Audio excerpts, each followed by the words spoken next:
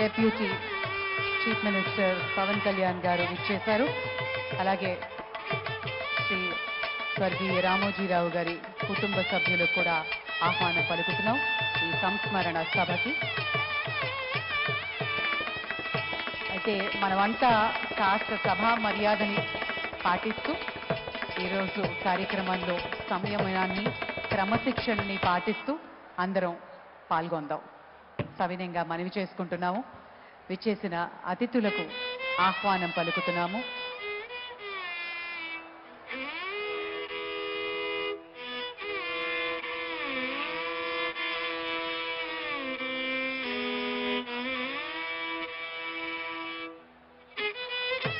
కుటుంబ సభ్యులు శ్రీమతి శైలజ కిరణ్ గారు, ఎండి మార్గదర్శి చిట్ ఫండ్స్, అలాగే శ్రీమతి సిహెచ్ విజయేశ్వరి గారు, ఎండి ఆర్ఎస్సి, రాజేష్ వీరేంద్రదేవ్ గారు, శ్రీమతి సహరి గారు, శ్రీ వెంకట అక్షయ్ గారు, శ్రీమతి బృహతి గారు, శ్రీ వినయ్ గారు, శ్రీమతి సోహానా గారు, మిస్టర్ సుజయ్, అలాగే మిస్ దివిజ, వీరికి కూడా ఆహ్వానం పలుకుతున్నాం కార్యక్రమానికి.